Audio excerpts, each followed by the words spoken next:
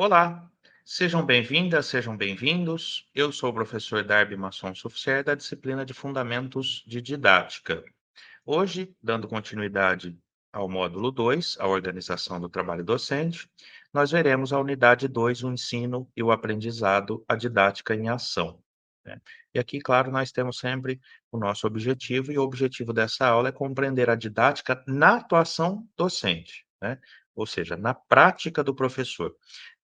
Vale lembrar aí que a palavra didática, ela tem a sua origem em tecne didatique, né, lá do grego, que significa a arte de ensinar, né. Ou seja, quando nós falamos em didática, nós falamos do saber fazer do professor, né.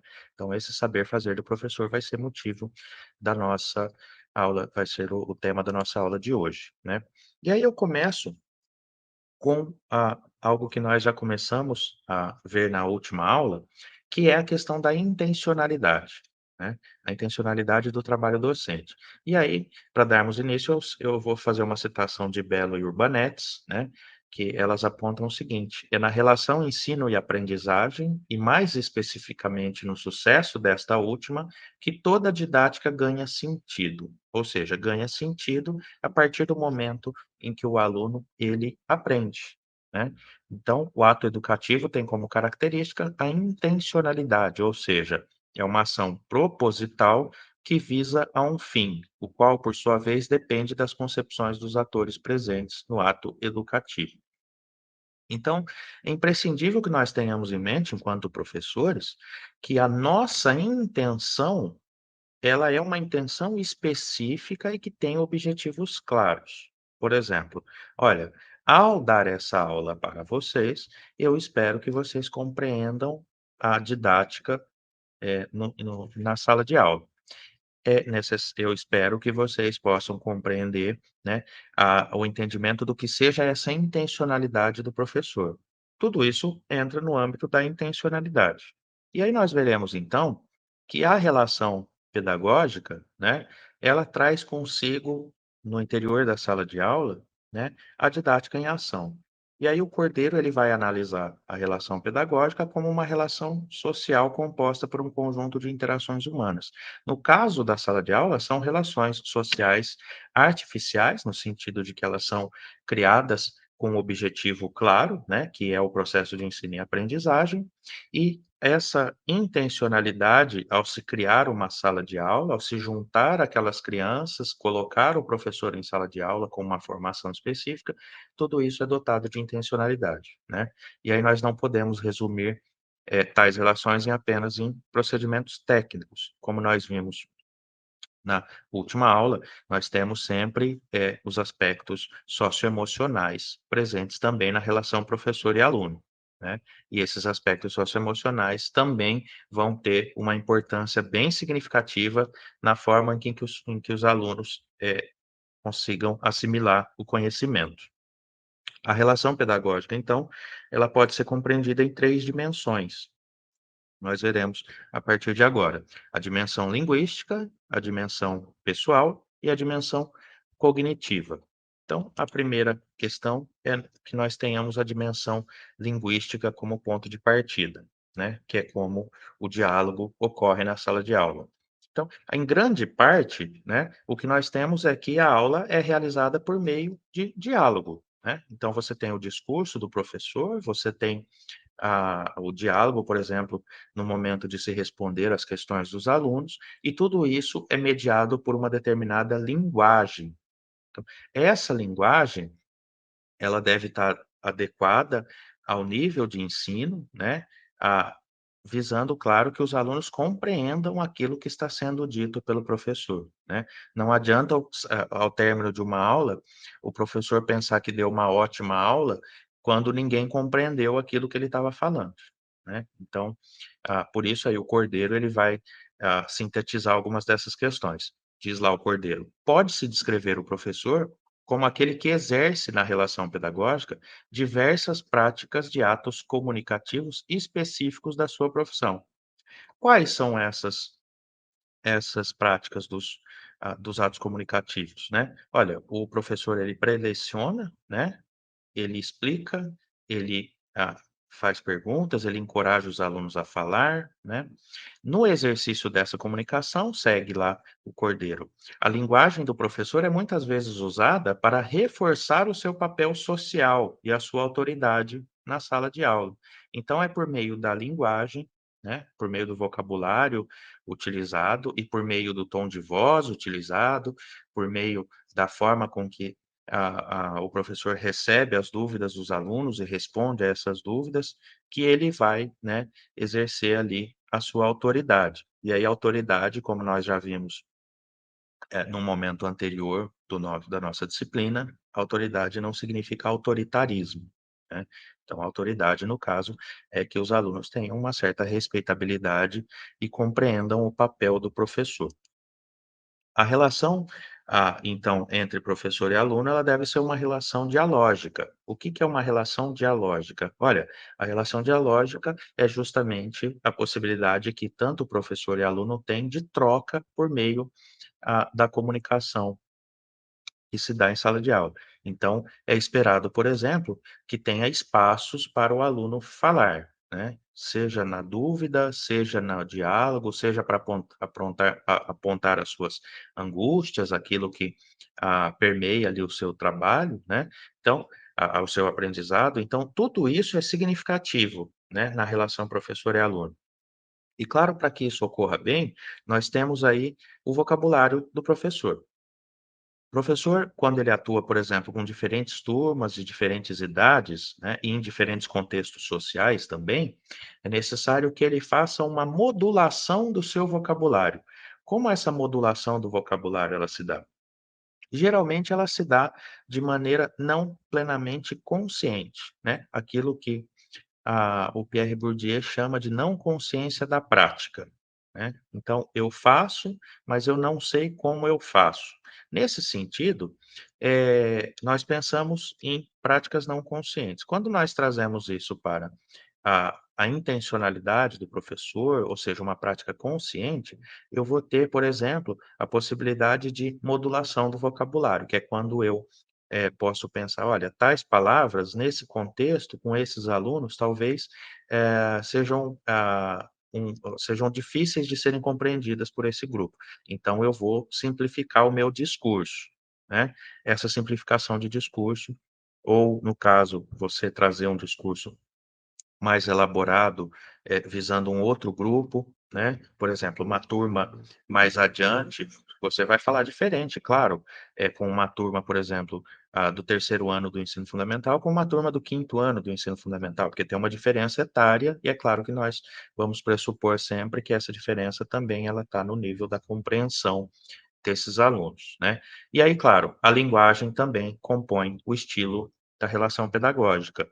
O que que seria esse estilo da relação pedagógica? A própria forma com que o professor ensina e a própria forma com que ele é recebido pelos alunos. Então, nessa relação dialógica, eu tenho, claro, que a linguagem vai ser a principal mediadora dessa relação, e como mediadora é estabelecido ali uma forma, que é compreendida pelos alunos. Os alunos, eles também vão saber diferenciar, por exemplo, as práticas de um professor para outro, né, eles vão saber o estilo da relação pedagógica estabelecida pelos professores, ainda que isso não esteja muito claro para eles, né. E aí, claro, a relação social estabelecida é permeada, então, pela linguagem e pelos modos, né, de condução do diálogo. Esses modos de condução de diálogo, eles estão relacionados também à modulação do vocabulário, também ao tom de voz do aluno e, claro, as formas de expressão e as formas de recepção do professor, como que ele acolhe as dúvidas, por exemplo, dos alunos, né. Então, novamente, aqui nós vamos pensar que a relação por meio dos aspectos socioemocionais, elas se dão, por exemplo, num tom de voz adequado, num tratamento que não seja ríspido, né, ou seja, em que a autoridade do professor se faz presente, mas sem autoritarismo, como já mencionado. E aí nós temos a dimensão pessoal, que se dá, nos vínculos entre professor e aluno, né. Primeiro nós temos a autoridade pedagógica e vínculos de dependência. Qual que é a relação aqui? Olha, a autoridade pedagógica do professor, ela está posta, mas ela está posta, visando o desenvolvimento da autonomia dos alunos, e não visando a dependência.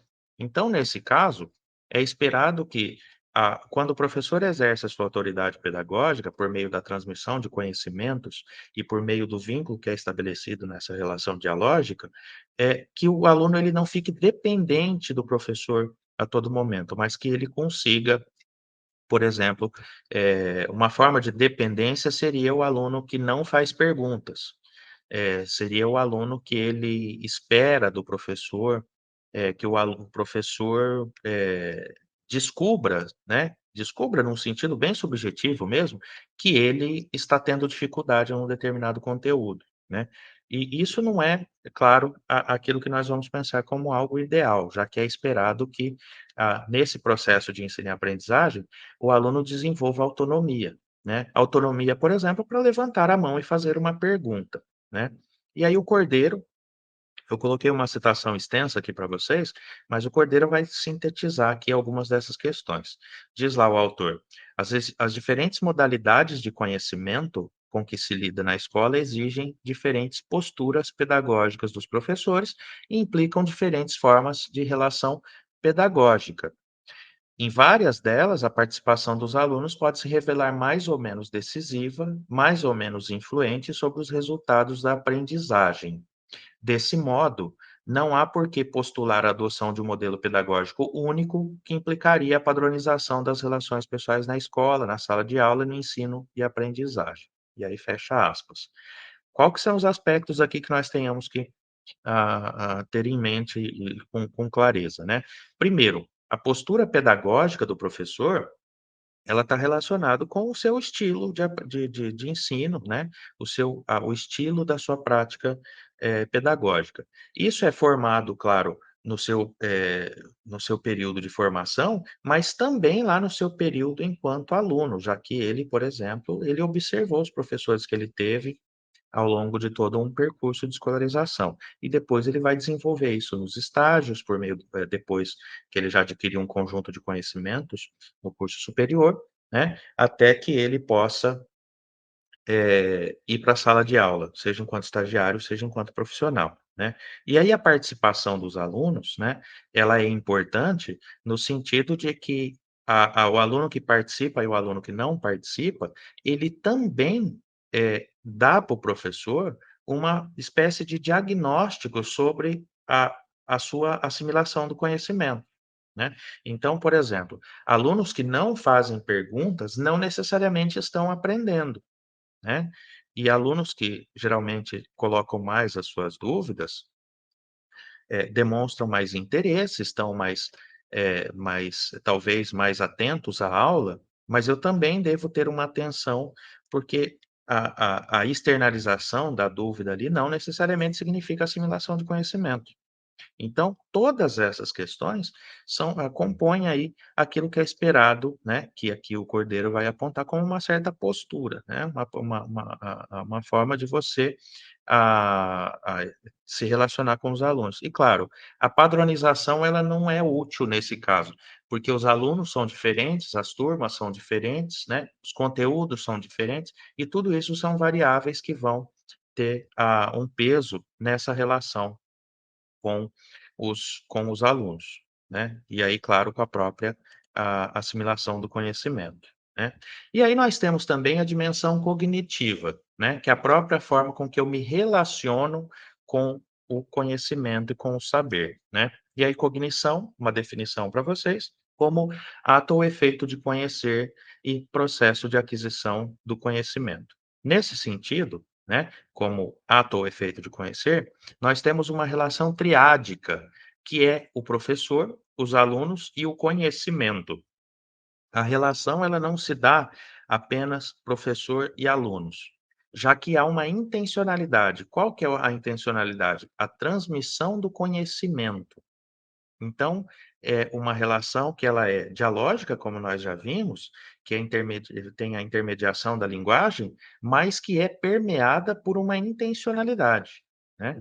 E aí a escola, nesse caso, é destinada à socialização das crianças e jovens e tem uma função precisa: propiciar acesso ao saber, né. Ou seja, o aluno ele não vai para a escola para passar o tempo, ele não vai na escola para ficar ali, pra ter uma ocupação enquanto a família, faz outras atividades, como trabalhar, por exemplo. Não, ele vai para a escola para ter acesso ao saber, né.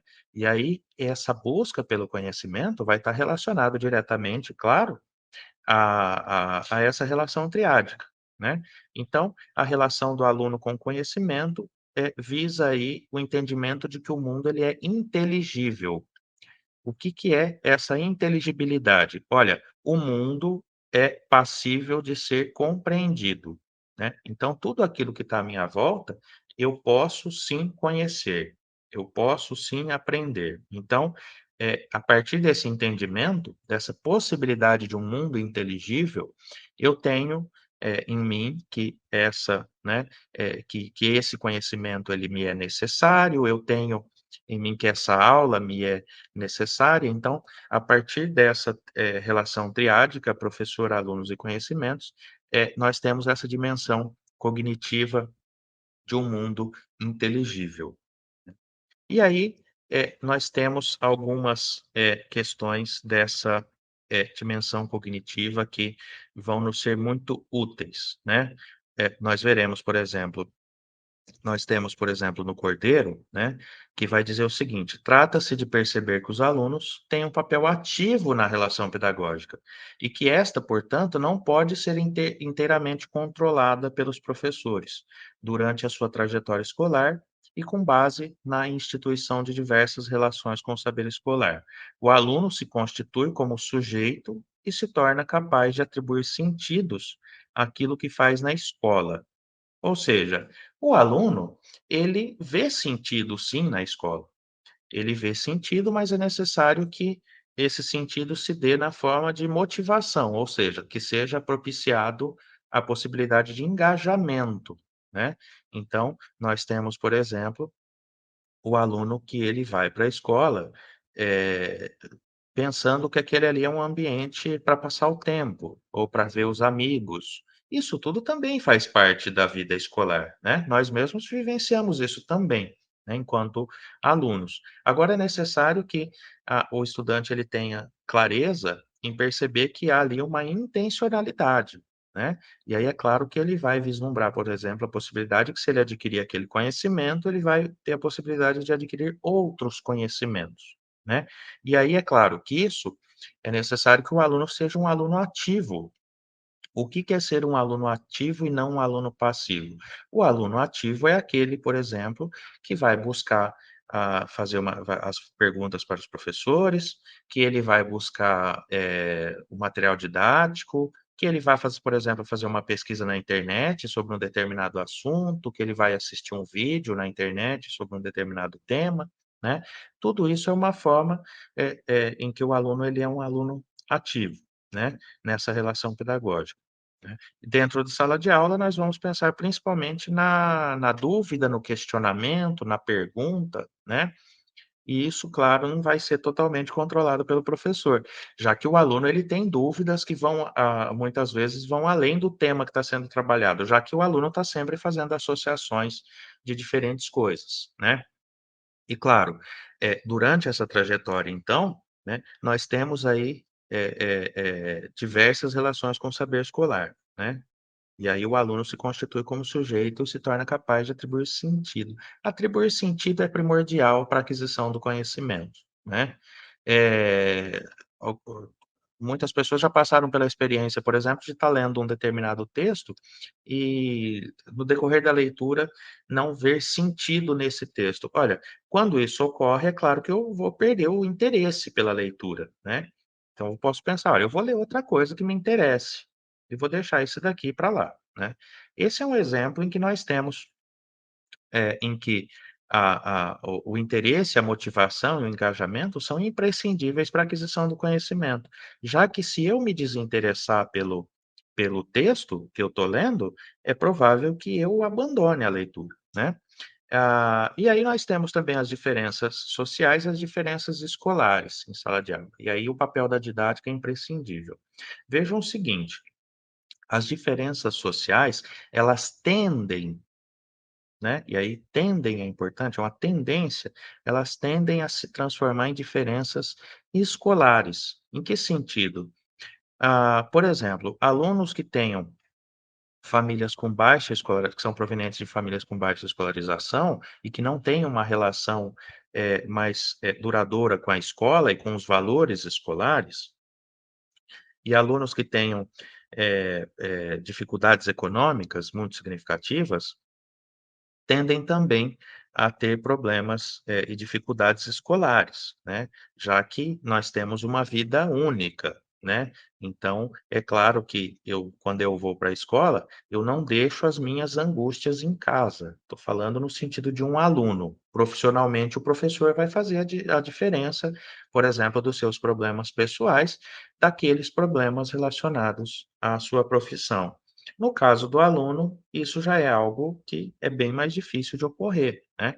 Então, no caso, as diferenças sociais, por exemplo, relacionada ao vocabulário utilizado no ambiente doméstico, a postura, a forma da expressão, né, ou mesmo os silenciamentos e as falas, né, tudo isso vai permear a relação desse aluno com a escola. Então, é necessário que, o professor fique atento, né, visando, minimizar os efeitos dessas diferenças sociais, né. E aí o papel da didática se dá como? Vejam que no caso desses alunos, o que nós podemos é pensar, que os alunos eles vão, se relacionar de maneira diferente com cada um dos professores, né, e com cada um dos conteúdos. E ao professor cabe, nesse caso, olhar para esses alunos e visualizar que essas diferenças sociais, aquilo que está na vida particular e doméstica do aluno, tem uma importância ali naquele ambiente da sala de aula. Então, nesse caso, ao professor cabe, por exemplo, dar um tratamento que não é igualitário, já que ele tem que perceber as diferenças, né. Por exemplo, às vezes dá um pouco mais de atenção para um determinado aluno, às vezes dá, mais atenção para outro aluno, né, e isso tudo é uma forma de você, relacionar a didática com essas diferenças sociais, as diferenças escolares. Outra forma, por exemplo, uma dupla explicação, né, você explica de uma forma, o aluno não compreende, você muda o vocabulário, explica novamente, né, você faz um esquema na lousa, o aluno não compreendeu, você faz um novo esquema na lousa, isso tudo são estratégias para, visando aí, né, por meio da didática, minimizar essa questão que é muito presente, que são as diferenças sociais que se transformam, sim, em diferenças escolares, né. E aí, nós temos, como uma das formas de compreensão dessa relação professor e aluno, com o conhecimento, é a expressão transposição didática. A transposição didática é um termo que foi cunhado pelo Yves Chevalard, que ele, apontava que o conhecimento científico, ele deve ser transformado em saberes escolares. O aluno ele não vai ter acesso ao conhecimento científico diretamente.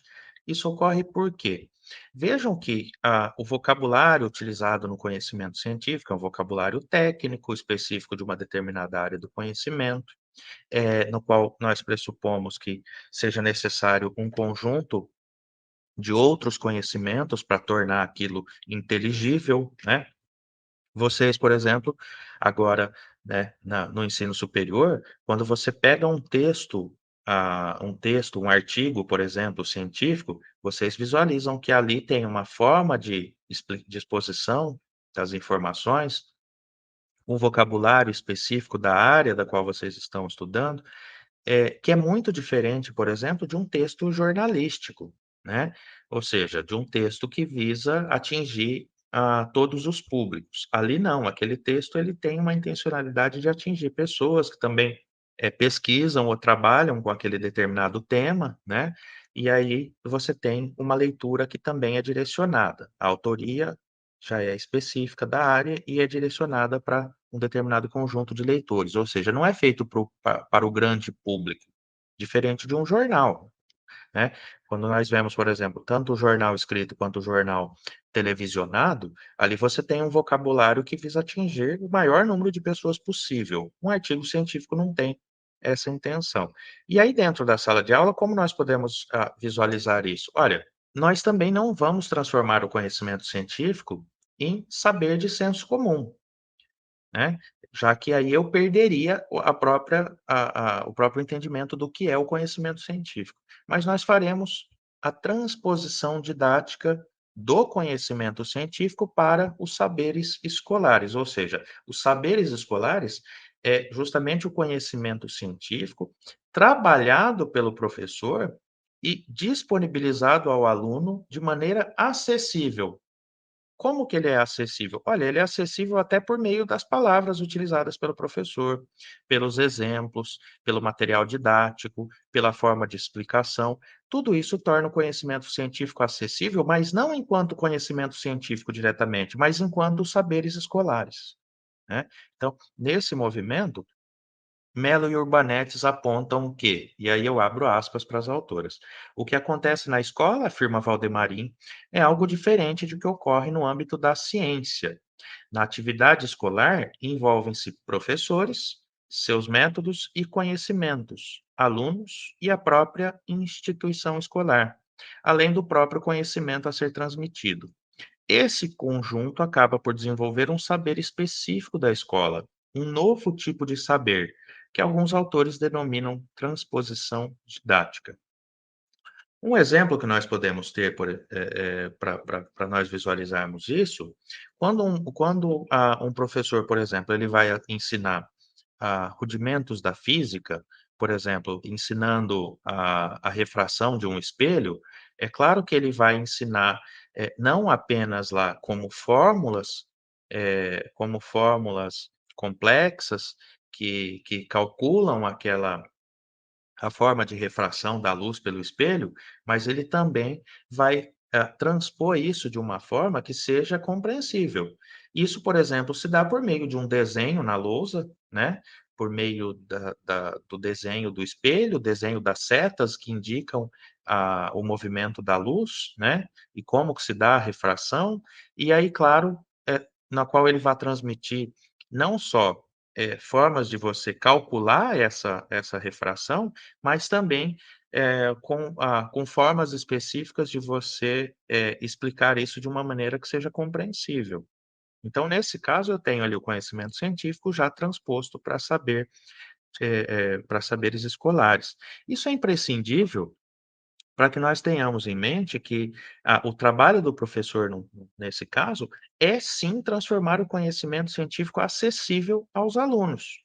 Agora, se ele for transmitir diretamente o conhecimento científico tal qual ele adquiriu, na sua formação de nível superior, né, aquele aluno dificilmente ele vai compreender, né. Há exceções? Claro que há exceções, mas nós vamos sempre pensar que a tendência é que os alunos eles, tenham ali uma dificuldade em aprender todo esse conhecimento, né. Então, por isso que essa expressão da Valdemarim, né, aquilo que acontece na escola, então, é diferente daquilo que acontece no âmbito da ciência. O vocabulário é outro, a intencionalidade é outra, né. Então nós temos aí, então, que a especificidade da escola, né, é transmitir também um conhecimento específico, que são saberes escolares, né. Nós podemos também visualizar isso, no sentido de que o professor, ele já não utiliza, por exemplo, determinados conceitos científicos em sala de aula, quando nós estamos falando, por exemplo, né, que fique claro, por exemplo, no ensino fundamental, já que, o conceito científico ele tem uma aplicabilidade no âmbito da ciência, mas no âmbito escolar, esse conceito talvez ele seja, um empecilho, um impedimento para a aquisição do conhecimento para o aluno, né. Então esse é um caso, interessante de nós notarmos que, a partir do momento então que eu, transformo esse conhecimento científico em saber escolar por meio da transposição didática, né, eu torno esse conhecimento acessível e passível de ser compreendido. E aí que fique registrado, então, que a expressão transposição didática foi cunhada aí pelo Yves Chevalier.